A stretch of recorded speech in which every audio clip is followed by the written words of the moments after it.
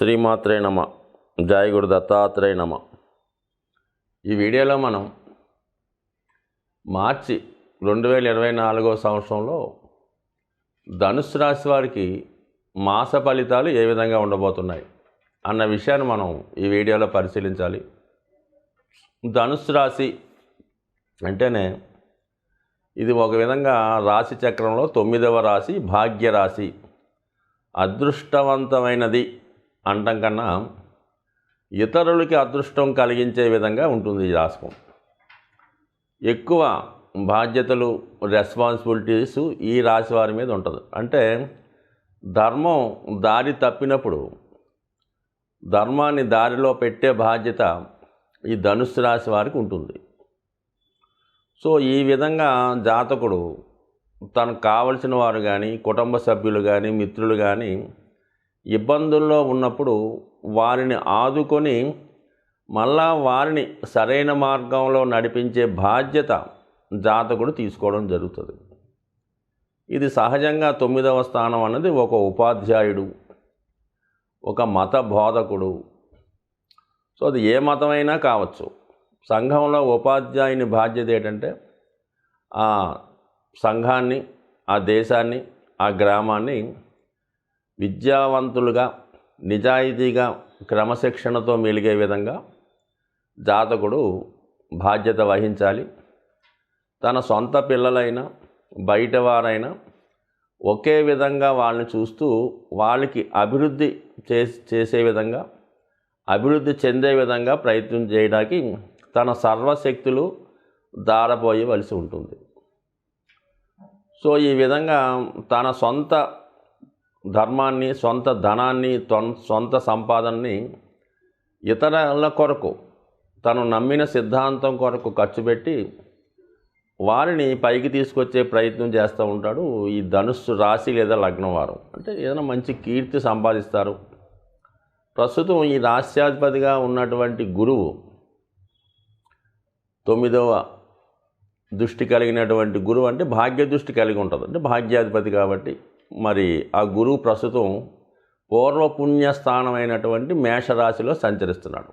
అంటే గత జన్మలో చేసినటువంటి పుణ్య కార్యక్రమాలు ఈ జన్మలో జాతకుడికి ఫలితాన్ని ఇవ్వడం జరుగుతూ ఉంటాయి.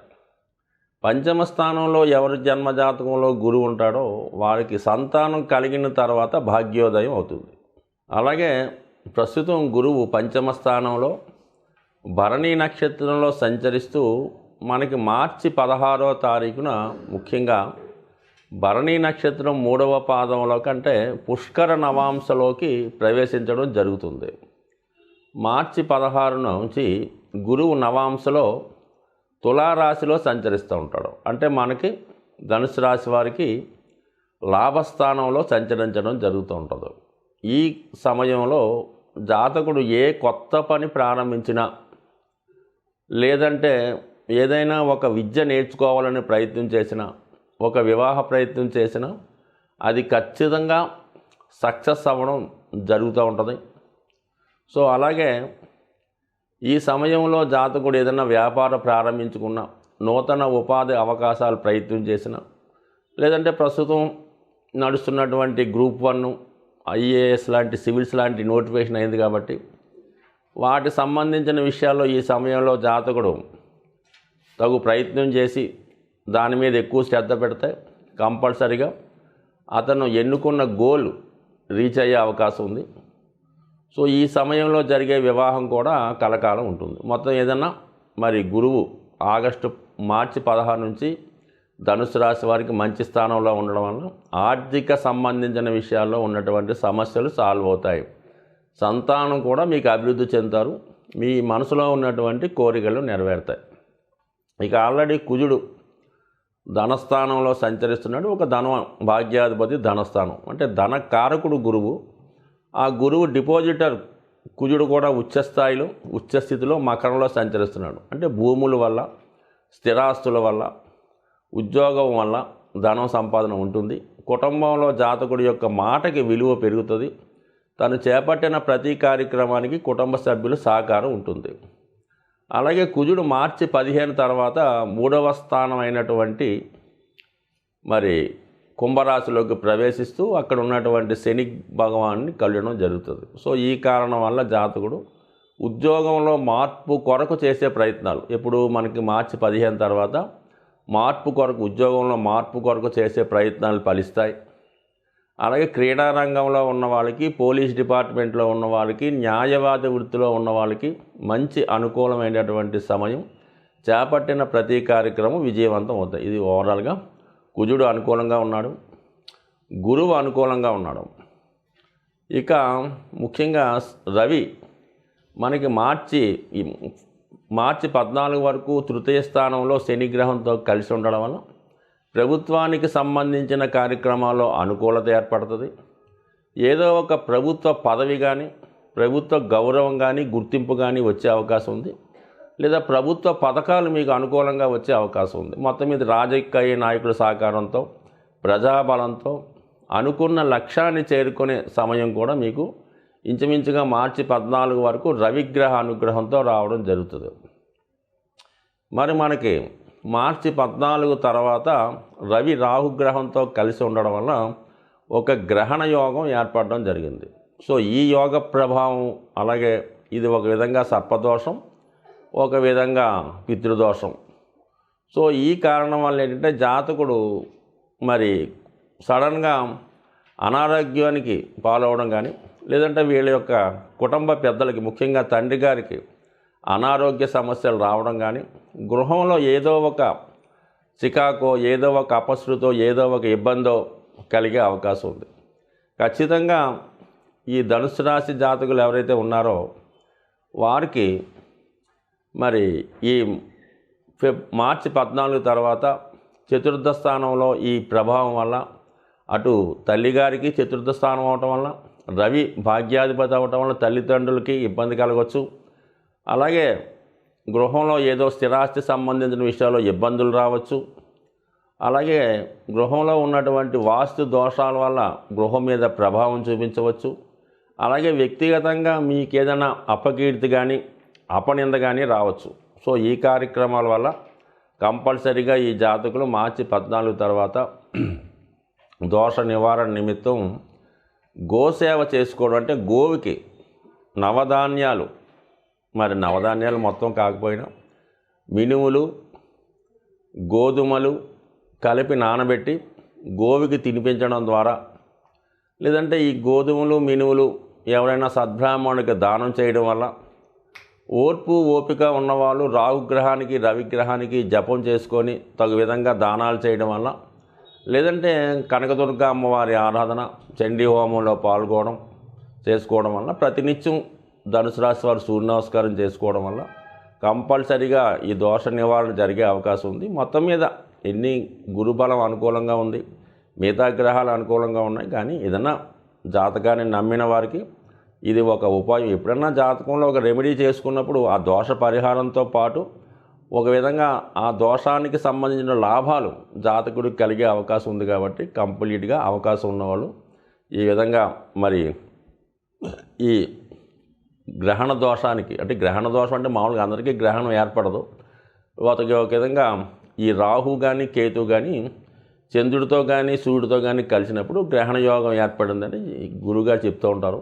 దానివల్ల ఈ దోష పరిహారం చేసుకోవడం వల్ల ఏదైనా నష్టమైతే లేదు. కాబట్టి ఖచ్చితంగా ఏదైనా దోషం చేయడం వల్ల, ఒక దానం చేయడం వల్ల కంప్లీట్గా లాభం చేకూరే అవకాశం ఉంది. ఈ పక్షంలో ముఖ్యంగా వస్తున్నటువంటి పర్వదినం మహాశివరాత్రి.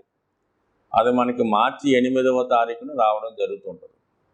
శివరాత్రి రోజున ఖచ్చితంగా ఏ రాశివారైనా సరే శివానుగ్రహం కోసం ఆ రోజు ఖచ్చితంగా ఏదో ఒక శివాలయాన్ని దర్శించి అభిషేకం చేసేటటువంటి మనకి అంత అవకాశం దొరకకపోయినా కనీసం శివుణ్ణి కళ్ళారా దర్శించడం వల్ల, లేదు బయట ఉన్నటువంటి శివలింగాన్ని అవసరమైతే కొద్దిగా అభిషేకం సొంతంగా చేసుకోవడం వల్ల నవగ్రహాల యొక్క అనుగ్రహానికి పాత్రలు అవ్వడం జరుగుతుంటుంది. ముఖ్యంగా ఈ మనం ప్రతి వీడియోలో కూడా మాస శివరాత్రి ఈ శివుడికి అభిషేకం చేసుకోమని చెప్తూ ఉంటాం. అంటే మాస శివరాత్రి ఒక్కరోజు శివుడికి అభిషేకం చేసుకుంటే మొత్తం ఆ నెలంతా కూడా శివుడికి అభిషేకం చేసినట్టుగా మీ ఖాతాలో రాయడం జరుగుతుంది. అలాగే ఒక మహాశివరాత్రి రోజు మీరు అభిషేకం చేసుకున్న, శివుణ్ణి దర్శించిన, ఖచ్చితంగా సంవత్సరం మొత్తం ప్రతిరోజు అభిషేకం చేస్తే ఎంత ఫలితం వస్తుందో అంత ఫలితం మీకు ఈ మహాశివరాత్రి రోజు వచ్చే అవకాశం ఉంది.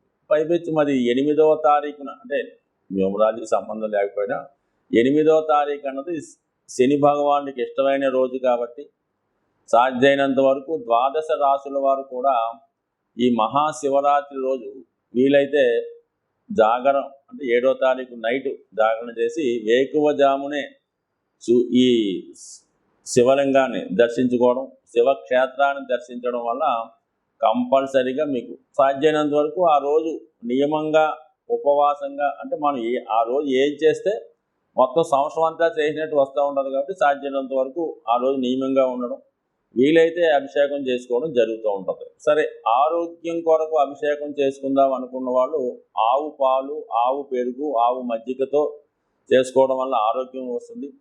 ఐశ్వర్యం కోసం ఎవరైతే అభిషేకం చేద్దాం అనుకున్నారో వాళ్ళు చెరుకు రసంతో కానీ పంచదారతో కానీ అభిషేకం చేయడం వల్ల ఐశ్వర్యం వచ్చే అవకాశం ఉన్నది. అలాగే మంచి కంఠం రావాలన్నా, వాక్చాతుర్యం రావాలన్నా, మంచి చదువు రావాలన్నా తేనెతో అభిషేకం చేసుకోవచ్చు. బట్ ఏదీ లేకపోతే శుద్ధ జలంతో అభిషేకం చేసుకోవచ్చు. అలాగే విభూతితో అభిషేకం చేయడం వల్ల మోక్షం పొందే అవకాశం ఉంది. బట్ ఏదైనా శివారాధన చేసుకోవడం వల్ల ప్రస్తుతం ఈ రాశిలో ద్వాదశ రాశుల వారికి ఉన్నటువంటి దోషాలు ఖచ్చితంగా పరిహారం అవుతాయి. ముఖ్యంగా ఎవరైతే ఏలినాటి శని, అష్టమ శని, అర్ధాష్టమ శనితో ఇబ్బంది పడుతున్నారో, లేదా రాహు యొక్క ప్రభావం, కేతు యొక్క ప్రభావం కూడా ఈ శివారాధన వల్ల వెళ్ళిపోయే అవకాశం ఉంది. అంటే సాధ్యమైనంత వరకు మరి మీనరాశిలో ఉన్నటువంటి రాహు ప్రభావం వల్ల తర్వాత చేద్దామనో, ఈ సంవత్సరం ఖాళీ లేదనో, జనం ఎక్కువ ఉన్నారనో మానేయకుండా అతి శ్రద్ధగా శివుణ్ణి పూజించడం, ఆ రోజు విధి విధానంగా నియమంగా ఉండడం, మీకు వీలుంటే ఆ రోజు ఈ శివాలయం దగ్గర ఉన్నటువంటి భక్తులకు కానీ అనాథులకు కానీ కేవలం మంచినీళ్ళు, ఏదో ఒక తినుబండారమో, ఏదైనా ఫ్రూట్సో, వారికి ఎక్కువగా ఫ్రూట్స్ అయితే మంచిది, లేదంటే చంటి పిల్లల తల్లి పాలు కానీ, సాధ్యమైనంత వరకు ఒక 10 మంది కన్నా మీరు హెల్ప్ చేయగలిగితే జాతకంలో ఉన్నటువంటి గోచార రీత్యా వస్తున్నటువంటి సమస్త దోషాలు పోయే అవకాశం ఉంది. ఖచ్చితంగా ఈ నియమాన్ని పాటిస్తే సంవత్సరం అంతా కూడా ఆనందంగా ఉండాలని ఆశిస్తూ స్వస్తి.